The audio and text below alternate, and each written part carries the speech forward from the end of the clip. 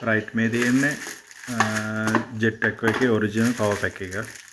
මේ තියෙන පම්ප් එක. රයිට්. මේක සෙට් කරගන්න විදිහ තමයි කියලා දෙන්නේ. ඉස්සල්ලාම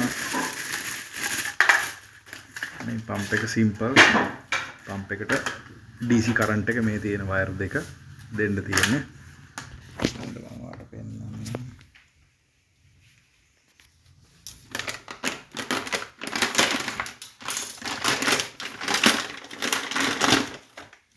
පම්ප් එකේ එනවා වයර් දෙකක්.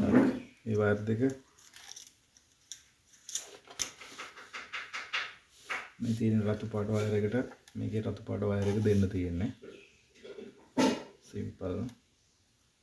ඊළඟට කළු වයර් එකට මේ කළු ලයින් එක ගිය වයර් එක දෙන්න තියෙන්නේ. එතකොට පම්ප් එක වැඩ. මේ ඊළඟට පම්ප් එක ඔහොම කනෙක්ට් කරද්දී අපිට ආපහු සොලනොයිඩ් වෑල් එකක් තියෙනවා. ඒකටත් අපි DC දෙන්නේ. ඒ කියන්නේ මේ පවර් පැකින් අවුට් වෙන කරන්ට් එක. ඒකට ඔයාගේ එන මේ මැෂින් එකේ කලින් ආපු ක්ලිප් දෙකක් ගහපු වයර් දෙකක් ඇති. ඒකත් ඒකේ ධන ඍණ මේ එකක් නැහැ. මේ විදිහට එක පැත්තකට නිල් වයර් එකයි